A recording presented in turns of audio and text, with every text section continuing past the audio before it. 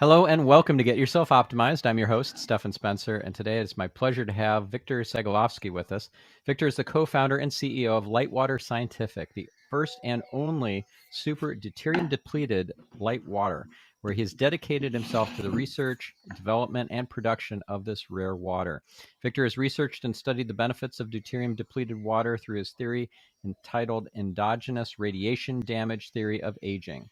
It proposes that our biggest obstacle to longevity is the excess deuterium and other damaging isotopes on the planet, and proper mitigation will radically extend our lifespans. Victor started his career as an innovator in plant-based culinary art, having co-founded the first organic gourmet raw food restaurant in North America called Raw. He attended Loyola University and the University of Hawaii, where he pursued multidisciplinary education. He's completed apprenticeships and graduate coursework in chemistry, optical microscopy, and molecular biology. He's the author of many articles and guides in the field of wellness, biohacking, emerging medicine, technology, mysticism, and esoteric wisdom. Outside of the water category, Victor is the author of Gold, Catalyst of Radiant Health, a book about the history and science of the medical benefits of gold, and is adept in gold alchemy and the making of ORMEs.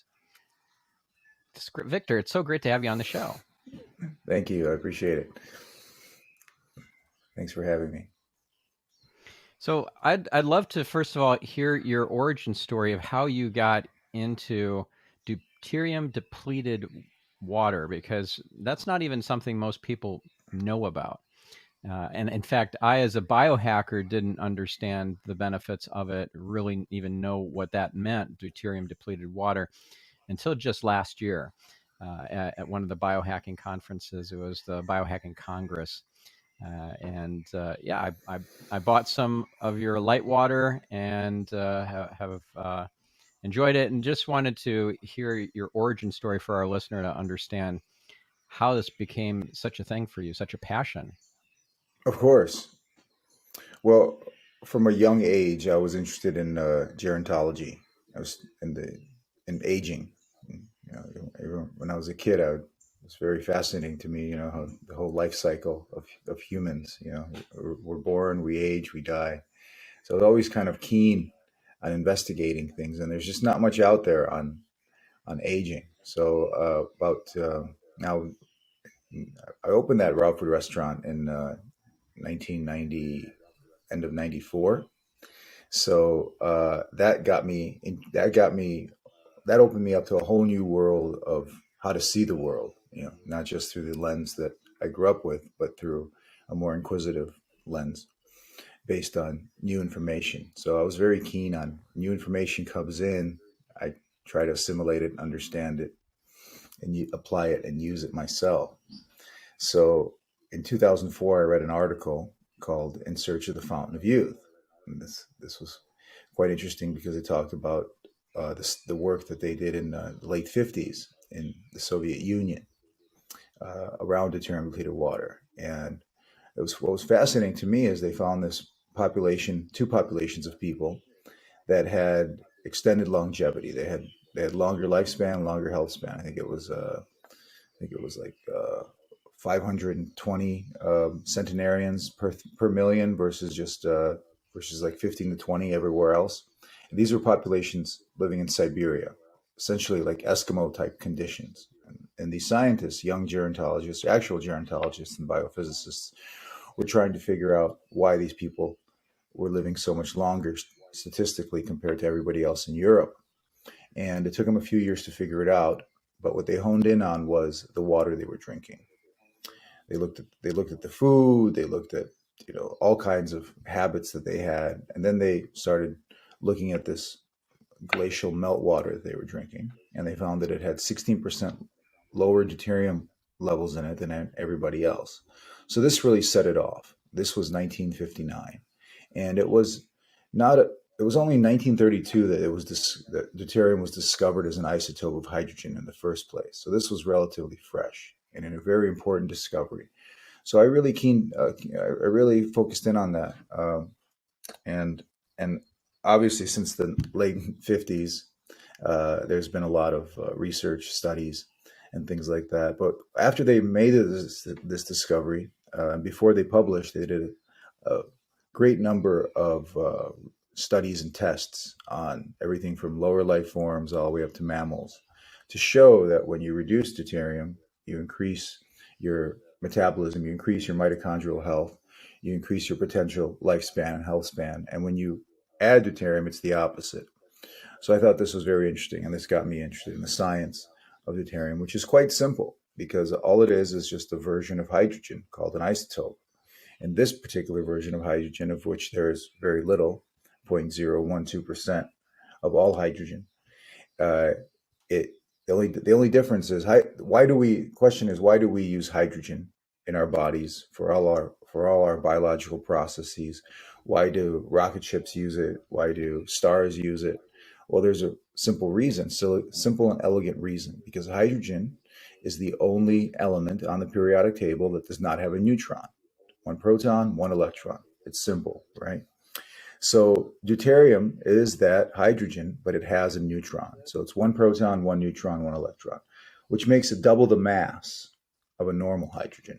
And so this is where the biological problem starts. So we have a mechanical problem in our biology where enzymes, nano confined spaces, compartments inside our mitochondria, electron transport chains, all kinds of recycling mechanisms in our body, all kinds of energy production pathways, ATP especially producing pathways. They rely on the simple form of hydrogen.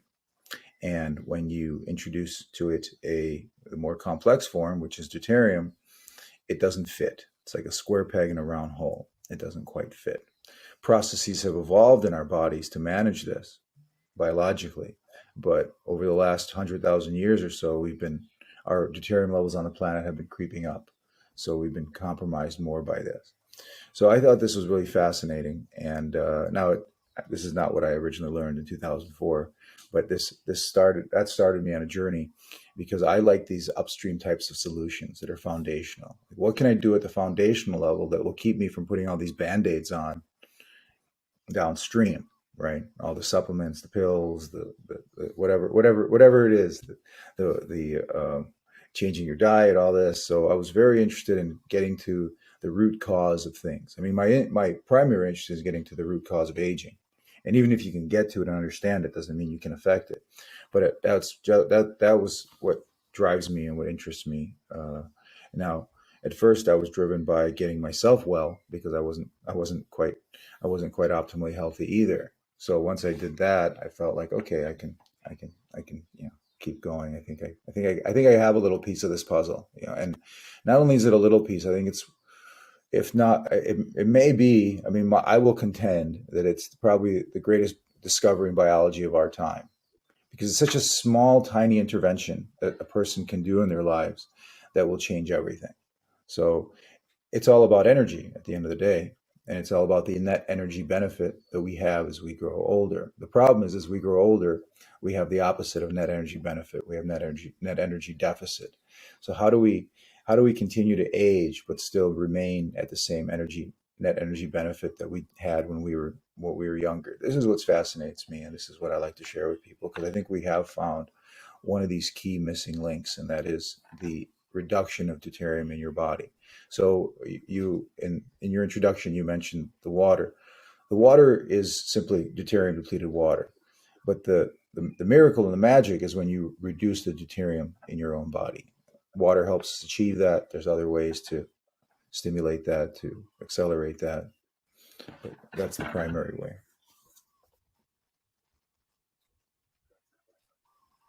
So, but there's heavy water in everything, right? There's Yeah, deuterium it's in not everything. just in the water we drink, but in the food It's we in our eat. food.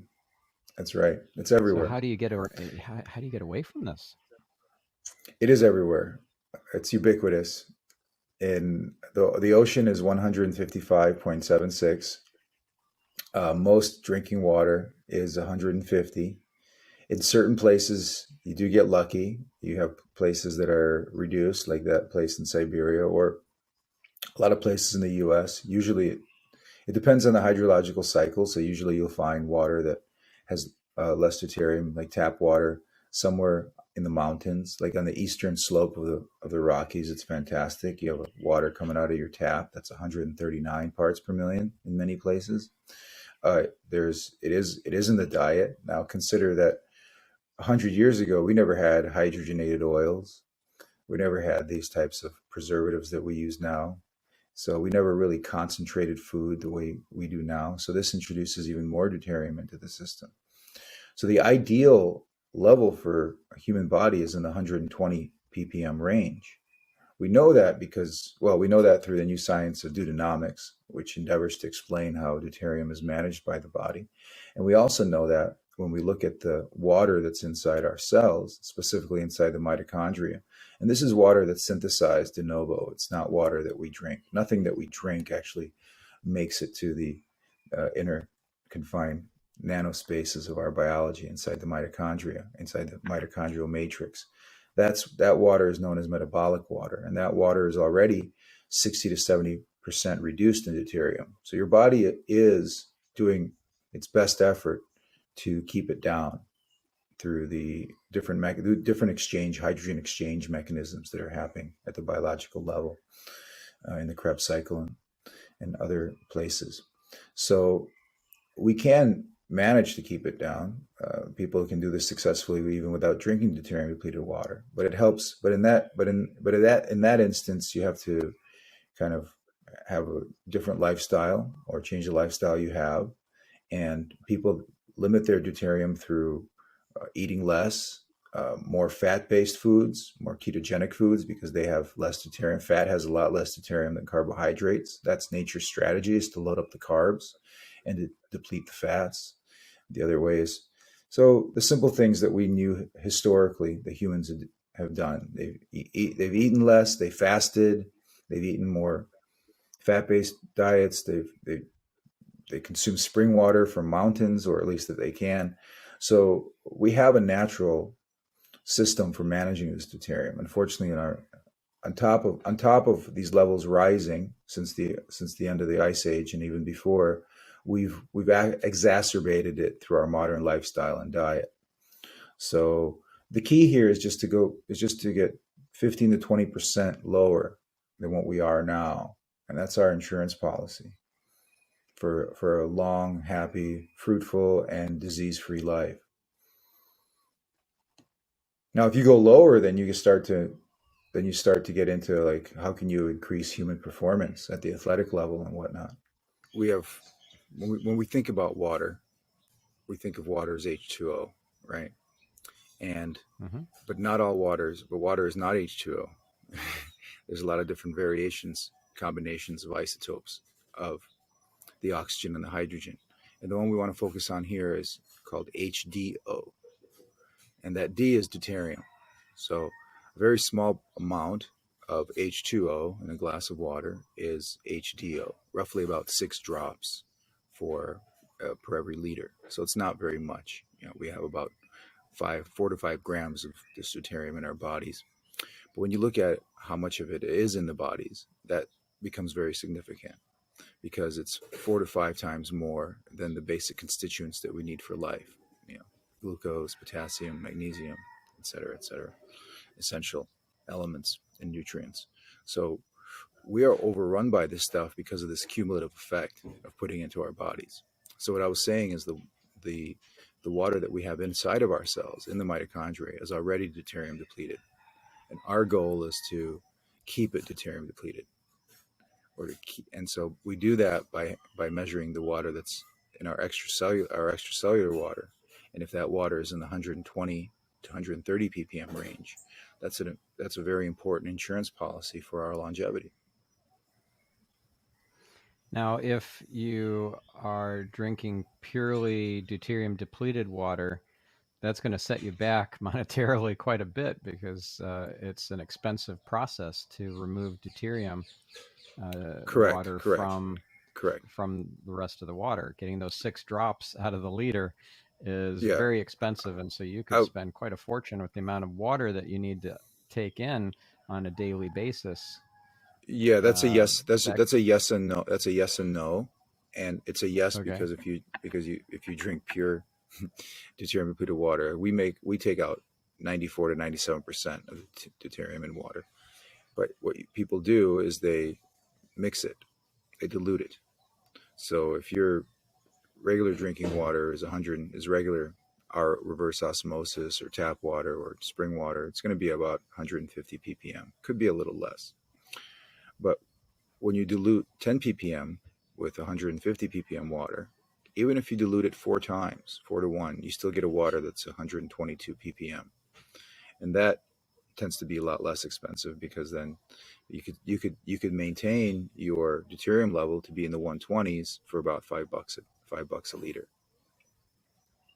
when you do that type of math. Now, certainly some people are going to want to drink it at a lower dilution. So 1 to 1 will give you 80 parts per million. 1 to 2 will give you 100 ppm. 1 to 3 will give you 112 ppm. So there is a long term strategy here, but if you want it to be cost effective, you have to dilute.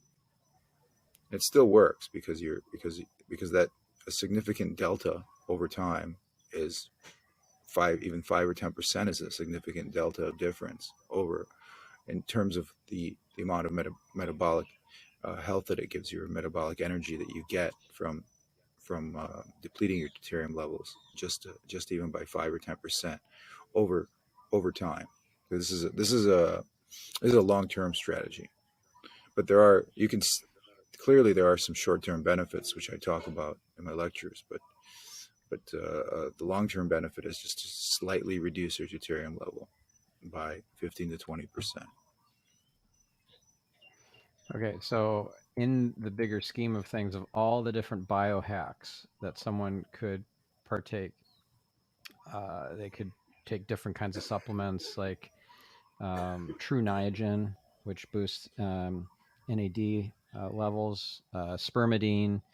There's brain octane, which is an MCT oil from Bulletproof that's C8 carbon 8 specifically. And that's good for the brain. Unfair Advantage, also from Bulletproof, which is good for the mitochondria. There's red light therapy, hyperbaric oxygen. You could go and get colonics. There's so many different modalities These and are all supplements. complementary. Yeah, but it's overwhelming. It's like you can't do maybe more than a fraction of all the stuff Well, that's available. I let's remember hearing. yeah. Well, here's what I would say to that. I would say let's simplify it a little, right? Because it seems overwhelming, but when you simplify it, you get down to three things. You get down to hydrogen, oxygen, and the combination thereof, which is water. Because that's what your body runs on fundamentally. Everything else is a downstream type of solution. These are all wonderful types of interventions, but when you things that you mentioned, hyperbaric for one, what does that do? Well, it increases the amount of oxygen. Okay, what do all these metabolic interventions do? Like you mentioned, well, they increase the amount of energy in the electron transport chain, increase the amount of protons, which is again goes back to hydrogen. So all these things lead back to the most simplest thing, which is what we need at the most fundamental level for our biology: oxygen, hydrogen, and the proper combination thereof, or the actual combination, which is H2O. So everything else is just kind of noise. It's kind of downstream. It's all kind of, it's very nutritional. It's beneficial, but you look at you scientifically, kind of empirically look at what is the thing that everything breaks down to produce fuel in our bodies, and then that answer becomes quite elegantly simple. So, what would you say is the impact for somebody who takes the deuterium depleted water over the course of, I don't know, say a few months to a year?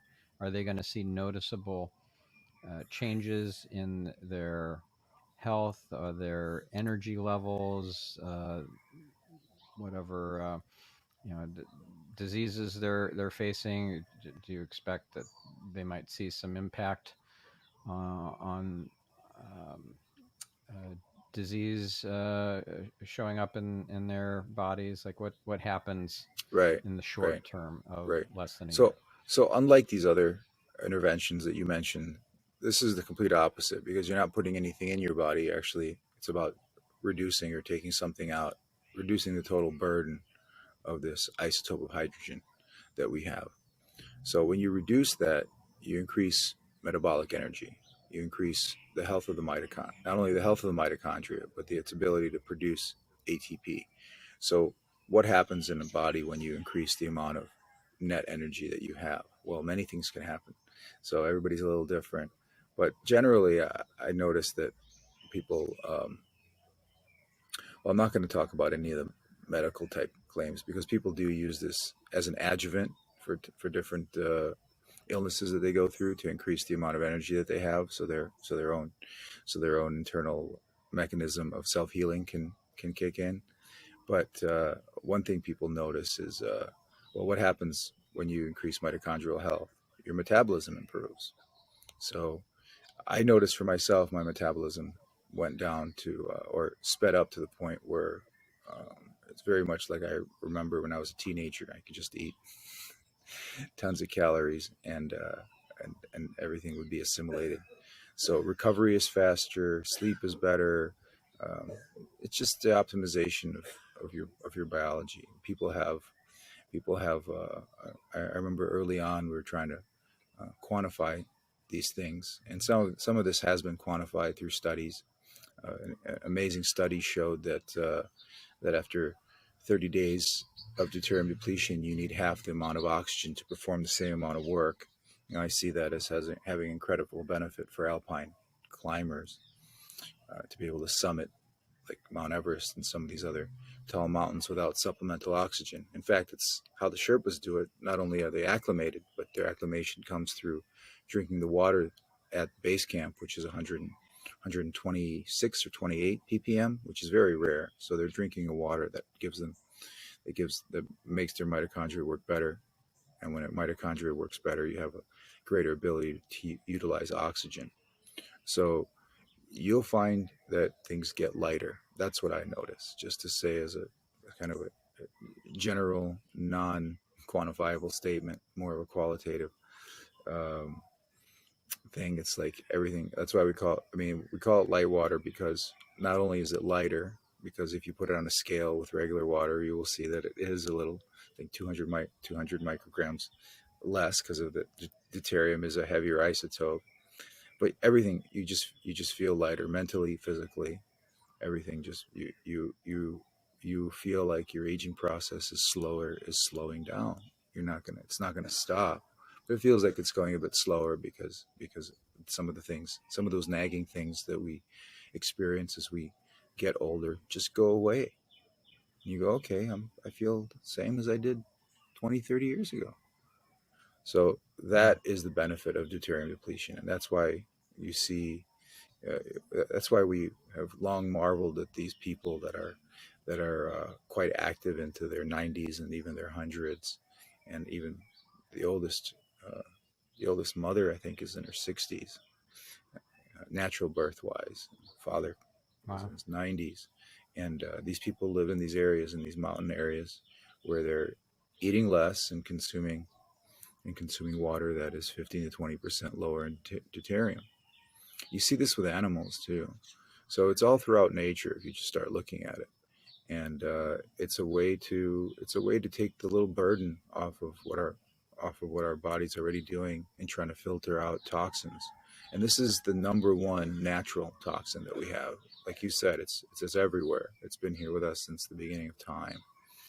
So now, when we evolved, we had less. So when we had less, we managed it better. We lived longer. Now we have more, so it's a little harder to manage. The diet, like I mentioned, also exacerbates that because we have a lot of carbs, a lot of hydrogenated fats, a lot of things in our food that we don't know what they are because they're added ingredients, fortified, they call it. So a natural lifestyle in concert with drinking water that being conscious of the deuterium level of your water is a great is just a great foundational way of maintaining extreme health, Yeah. extreme good health. very optimized health, Mm-hmm. and then some of these other biohacks become a little less important. So what's your sugar intake?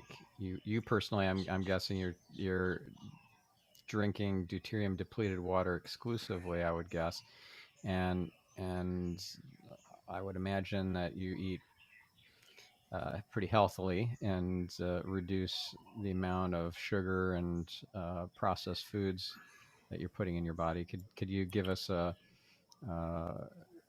a picture of what you're putting Definitely. in your So body on a daily so basis? yeah, so let's say somebody is on deuterium depleted water, but there's not the only liquid. Sorry, there's a mosquito I gotta kill. there's a, there's there you know like here I'm in the tropics right now for a couple of weeks. I'm gonna have some coconut water, right? That's not deuterium depleted. When I'm back home, I like raw milk. I drink a bunch of raw milk that I usually put in my tea. That's not deuterium depleted. But if I drink deuterium depleted water, at the end of the day, I'll be putting in less deuterium in my body than what my body has, and so through the mechanism of hydrogen exchange, I will reduce a little bit of deuterium in my body. So same thing with sugar or complex carbohydrates. I try to limit it, but then I can, the way I think about it is I have this budget, right? It's like normally on an average day I would say, okay, I don't want to eat more than 30, 40 grams of of carbs, which includes sugar, which is it's a kind of a keto diet, but it's just how my lifestyle is. But then that gives me this budget to do whatever I want anytime I want. So I keep very disciplined when I'm at home, and then whenever I'm out, I don't even worry about it. It doesn't even phase me because everything is running really well. So whereas before, if I eat something that doesn't agree with me in the morning, I would feel it. Now my metabolism is so good, everything just burns up quite easily. I don't abuse it, and that's the key right there. Is just don't abuse that. When you have everything is working really well, know what your default is, and I know what my default is for the diet and the way I eat at home. But when I'm out and about, or on wanting to have a what it does is it gives you license and ability to go outside of that kind of strict, I would say strict lifestyle or chosen lifestyle, because it's not really self-imposed for any other reason than I enjoy it and I enjoy the benefit of it. But it's not something that I would say you have to follow religiously. In fact, many people on, that practice deuterium depleted lifestyle, they find that they're able to do a lot, that they would normally not be able to. Like, you know, Cool. yeah, Now you'd started an organic gourmet raw food restaurant, and that was prior to your discovery of the deuterium depleted water, correct? years ago. That was well. That was 10 years before, and then but that was 10 years before 2004, and then it took another from 2004. Just knowing about it didn't mean I had it, right. It took another. We didn't start the company until 2019, actually end of 2018, but call it 2019, and before that it took to build the factory. My colleagues, to build the factory to do this took 12 years. So this has been a long journey. So Mm. it wasn't the factory didn't start getting built about 2012, and then it was ready for commercial production toward that toward 2019. So yeah, just because you know about something doesn't mean doesn't mean you can do anything about it. In fact, there was there was a conference in 1972 on isotopes, deuterium, and all these scientists, they sat around the room, and in 1972, and they said, well, we can see clearly that deuterium slows down biology, right? And because it's heavier than regular hydrogen, it can misshape enzymes, it can misshape DNA, and creates a whole bunch of biological processes um, problems downstream. And they all raise their hands. Do you agree? Yes, we all agree. Okay, moving on next, because there's nothing you could do about it. So yeah, back in that time, early 2000s, it would cost like $1,000 for a couple liters of deuterium depleted water because it's so hard to make. I mean, it's still hard to make. It's just as time moves on, these processes you get more efficient. You've spent a lot of money developing it, so now you have it. But still, it's really very new. And what the novelty here is for the future of humanity is that what we have here is a new standard.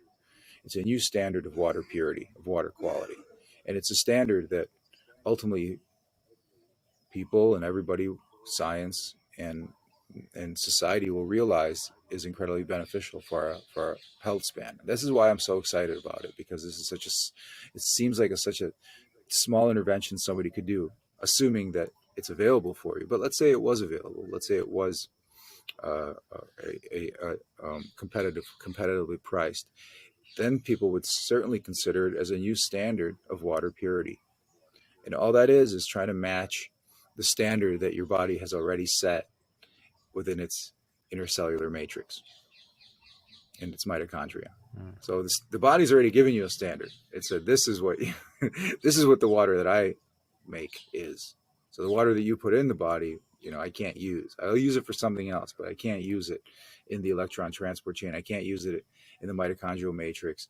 I have to make the water from scratch, like grandma used to make apple pie.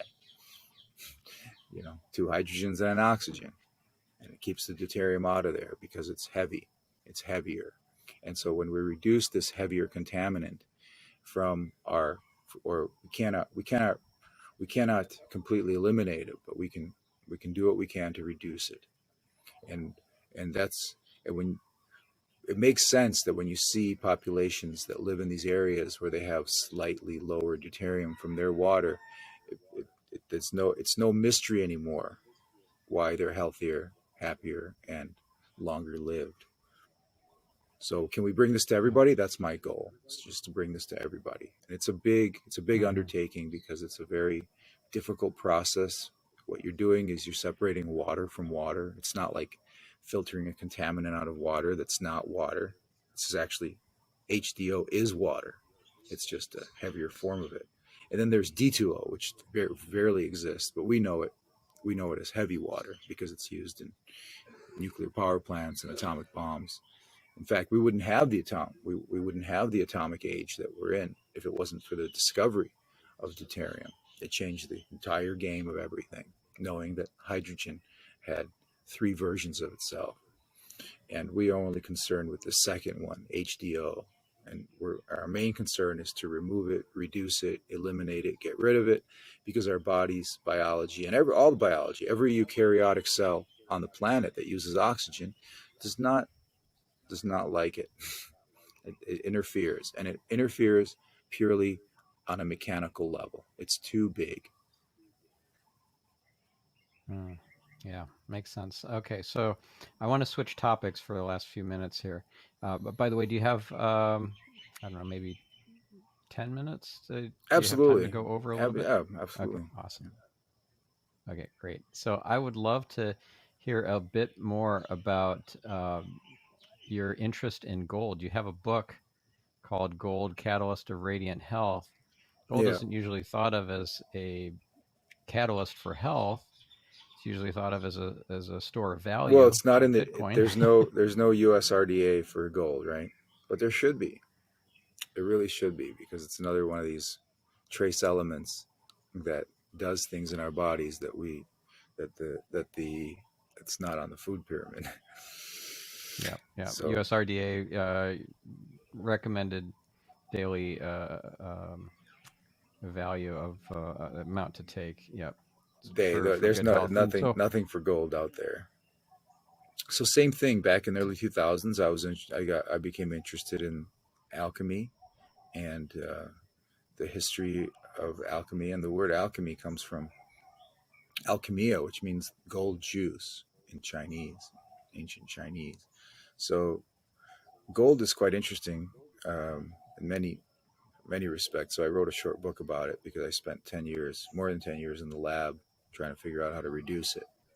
Because our bodies don't break down gold. Like you can't drink, you can't eat a little bit of gold and you expect your body to break it down to have any biological benefit because the hydrochloric acid is not strong enough. Okay. You need nitric and hydrochloric, which is aqua regia, which our stomach acids do not have. So you have to reduce it externally before you put it in the body. And so I was reading all these things in the early 2000s.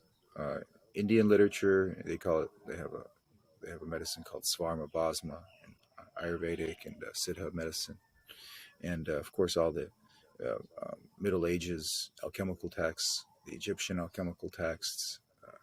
Many different things have been written, and you always find something mentioned about gold and how people would eat gold. But well, because knowing chemistry, you can't eat gold. It won't do anything for you because it has no biological benefit. But when you reduce it, it's very different. When you reduce it down to its what is erroneously referred to as monatomic form, and that's kind of a okay way to say it because it truly is in a monatomic form, but not really. So it you reduce this. So gold has a I don't know. Let's see. Should we get into the chemistry of it? Because that's where I like to go. I like to go right into this, right into the chemistry. Or we can A hover little bit. a I little bit. think our listener might, um, yeah, get So their eyes over if so we go too far. so gold. So okay. So how do we get into this? So gold is a metal, right? And metals like to bond with other metals. Okay, and that's what gives them such a strong bond, is they have strong attraction to another atom of its own kind, and that's because there's an electron hanging out. In this case, in the 13th orbital, is valence electron, and it locks in with the other one that everything else has. If you were to take that locking mechanism that allows it to lock with every other gold atom out there, and you pulled it into a lower orbit, now it doesn't have anything to bond with anything else. Now it's alone. That means monatomic. So then it goes into another. So then it goes into a higher spin state. It's like a ice skater. When she tucks in, she goes faster, right? But we've all seen that. So when you tuck in, you and this is what's happening here. So you're basically creating something that's different. You're changing the element. Actually, it's not the same element anymore. So, Hmm. and if you read the literature, that these types of what known as monatomic elements, they're actually diatomic Cooper paired elements. For anybody out there that wants to correct me on that, you don't have to. I just correct myself. But these these monatomic elements, they're in a different state of matter than everything else, and this is what intrigued me and still intrigues me to this day, and it would intrigue anybody once they start get into this because they don't operate like the metal that they are in the macro state. In the nano state, they operate very differently. And gold is a catalyst. That's why the name of the booklet is Catalyst of Radiant Health. And when people ask me, well, how does this work? And I ask them, okay, can you explain to me? I'd say I will explain to you exactly how it works if you have the time, and if you can explain to me how a car's catalytic converter works. And this is where everybody gets stumped because nobody can explain how a catalytic converter works because it works merely by presence, right? Something goes through something and it's changed without having without just by having resonant contact, not having any physical contact with something. So it's like when a a bunch of guys are standing around in a room and then a beautiful woman walks in. What's the catalyst what's the catalyzing reaction that she performs? Everybody starts going, oh, you know, they kind of just suck it in and go like, okay. So it's a catalyst reaction. So there's no contact, but the mere presence of this gold atom changes things. So this is a fascinating subject because this goes into spirit matter. And you know, when they weigh a person when they're dying on their deathbed, and as soon as they die they lose 21 grams, right? The weight just disappears. Where does it go? And so So there's a lot of really good hypotheses on that a part of our bodies is made of this monatomic material, the spirit matter, and gold is one of those. Is gold is in that, and this is and the different form of gold, and this is what they call alchemical gold, and this is why these alchemists were so keen on devoting their entire lives to the study of this gold alchemy, because they thought and they believed, and maybe they were right, who knows, but they believed that it would not only extend your lifespan, but it also had some very important spiritual benefit. At the end, it's all about energy, like we talked about from the beginning of this podcast. But this is a different type of energy. Even when we make this stuff in the lab, we notice that 4/10 of it, 40% of it disappears. Like the weight of it just goes away. It's like, where does it go? It's incredible. Like as it cures over 30 days, and it's cured, we put it on a scale, right? And then there's no, it's like a magic trick, right? Nothing left, but somehow it lost weight. So that means that what happened there. So there's a lot of things that we can hypothesize on this, and this is quite fascinating, and and I think that people need to get more involved in these types of esoteric scientific matters, because you just look at what people were interested in historically. It's like, why would you be so interested in this? Well, there's a reason. There's a reason, and so these are more subtle. These are more subtle things to consider versus the gross physical nature of science today.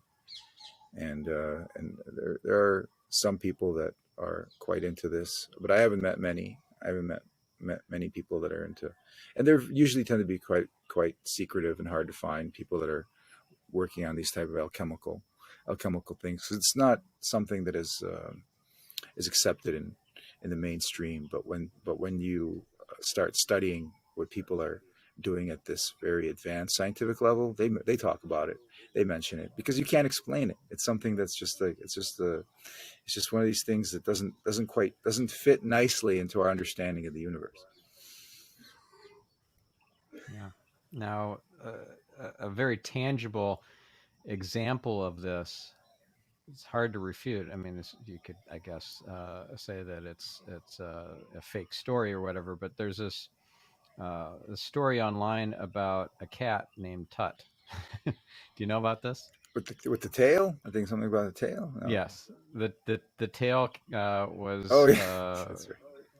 I I don't know, remember that. came off, or was somehow chopped off in an accident, and Tut regrew his tail by being treated with this liquid chi I did read about monatomic that. gold solution, and yeah, it was really compelling. And I heard about this um, from one of the Angel team, so Angel Teen Healing, uh, Jerry Bedlington. He told me about Tut the cat and directed me to the page where all the pictures of the cat regrowing his tail, and uh, it's really impressive, really You know what's interesting about that? amazing. What's interesting about that is when we talk about monatomic elements and monatomic gold, and other elements can be in that form too, but I have particularly focused on gold. Uh, it's a conductor. It's a conductor of energy. So uh, potentially it will unlock superconducting possibilities for us too. Room temperature superconductor, the holy grail of science. So when you think of the body as a self healing organism, what is it missing? It's not missing the blueprint. It's missing the energy.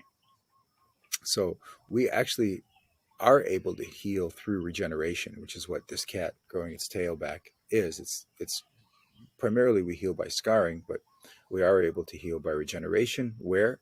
In our fingertips, right? So if you cut the tip of your finger off, it will regrow. And why? When you look at the Kirlian photography of somebody, for example, you see an incredible amount of energy concentrated at the ends of at the tips of our fingers. So it has the energy to do it. So if we just figure out a way, whether it's by accident or actual trial and error, where we increase the amount of energy that we can have, then we can heal by regeneration. In the womb, I don't know up to what age in the embryo in the womb, but there is a certain time where if there's an injury that happens to a uh, a fetus in the womb, that it will heal through regeneration.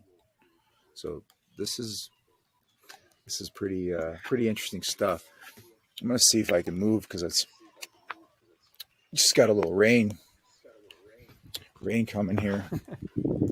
See if I can move under the. We're going to wrap up here in a second, anyways. Oh, go upstairs. I want to be respectful of your time. Get out of the rain here for a second. Okay, we're out of the rain. So yeah, I think that this is the stuff that's So really. do you just take any kind of monatomic gold as a supplement? Do you take liquid chi or anything like that? I take the stuff that I make myself, and periodically, not all the time.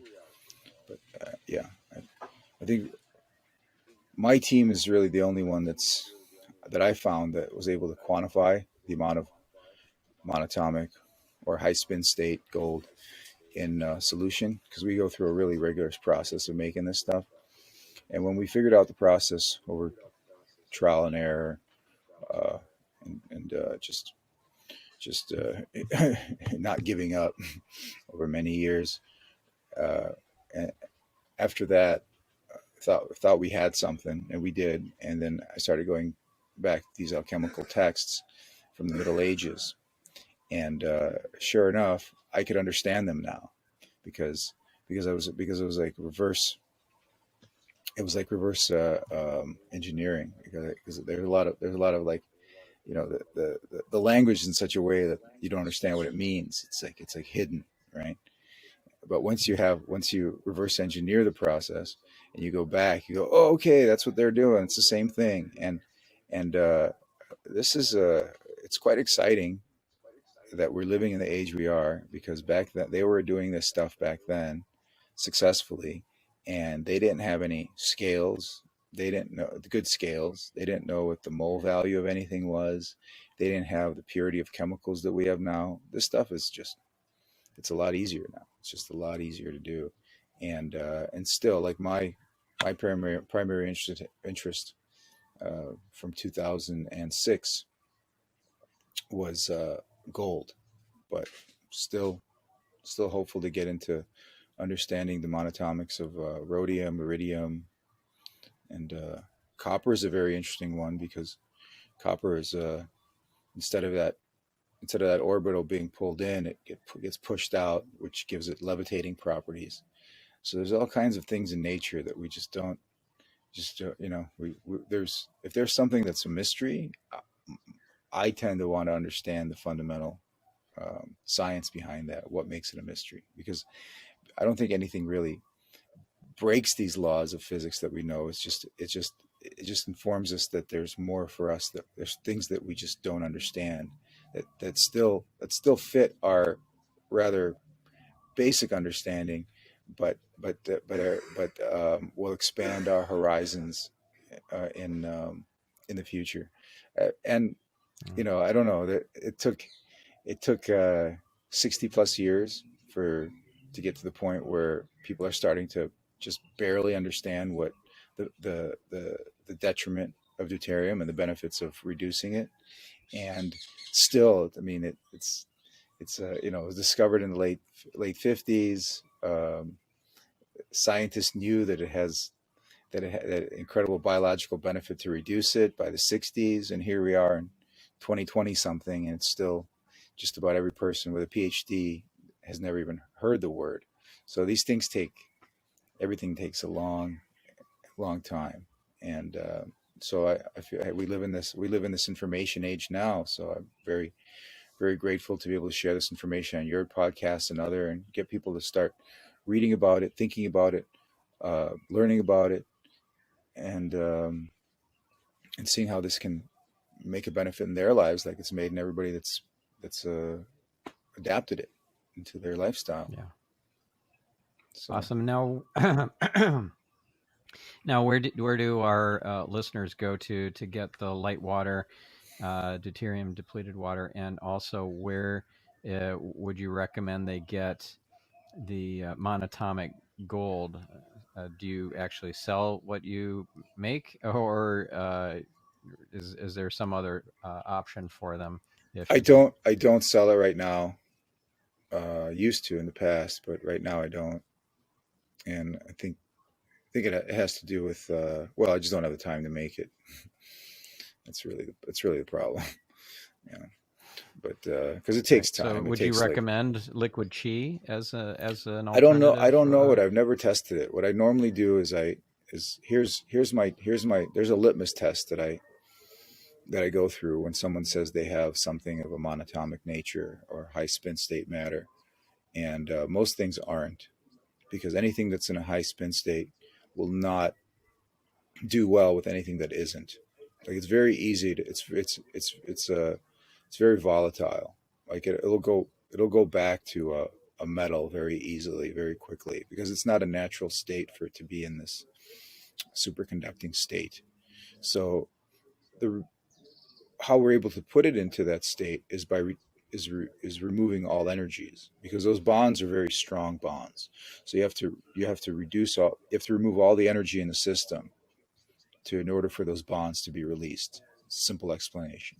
So when I see anything that is complexed with anything else, like if I were to put monatomic gold in with anything else, it would fall out of being monatomic, because that energy would have an impact on that. And once there's energy, those that the magic of that orbital being pulled in now gets forced back out and it becomes a metal again. So anything that has a pH that isn't neutral, anything that has is complex with something other, whether it's other metals, other minerals, elements, whatever it is, vitamins, sugars, anything that has an ionic activity, essentially. Right. So in order for this to exist, it has to be in a non-ionic form. So no, with no ionic activity, and it wants to be alone. It does not want to be with anything else, because that will force it to go out of monatomic state.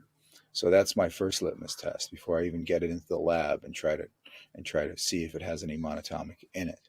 So that's why I don't recommend anything well, it's not that I don't recommend it. It's just that I challenge whether it is monatomic or not, and it usually isn't, because it cannot. It does not just from experience, and you will find as you get it deeper into alchemy, you'll find that these things do not.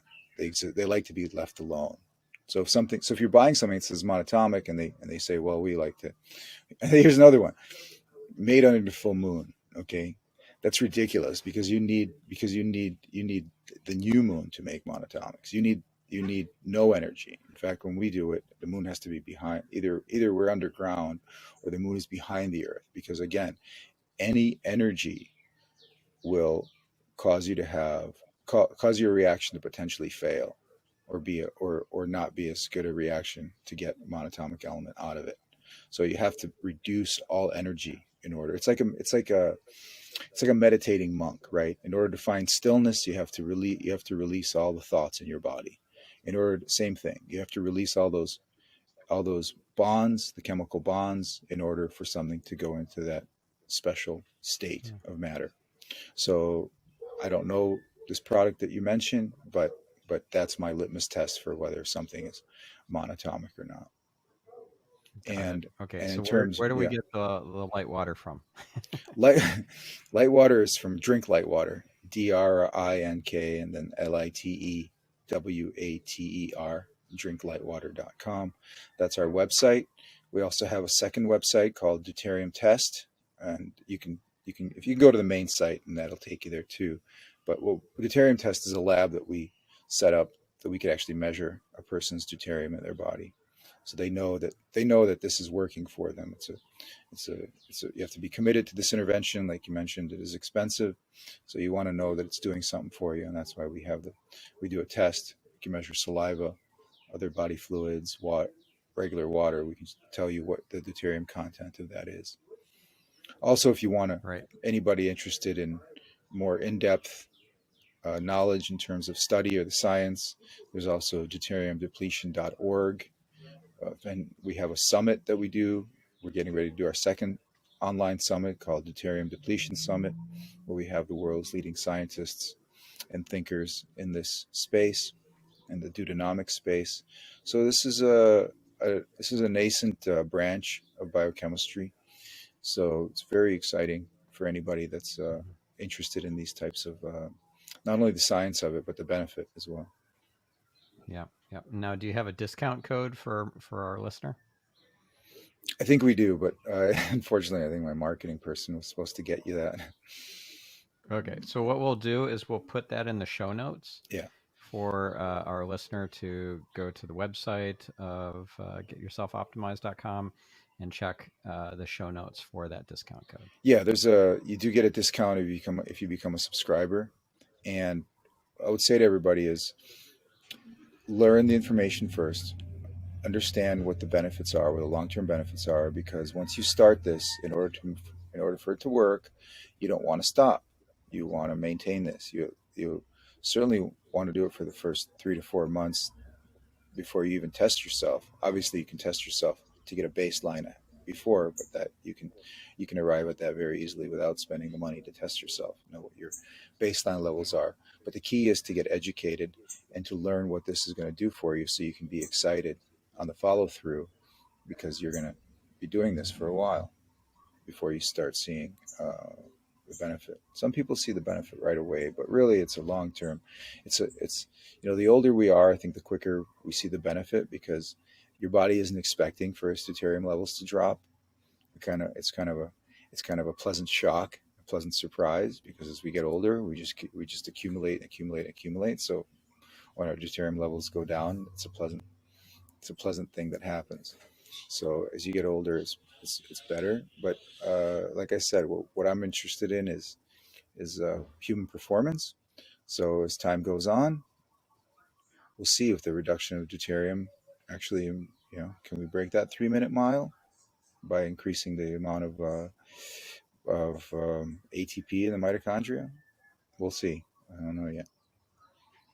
Awesome. Well, thank you for such an informative and inspiring episode, and for doing what you do in the world to help people's health and longevity.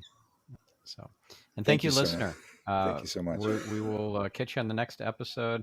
I'm your host, Stefan Spencer, signing off. Thank you, Stefan.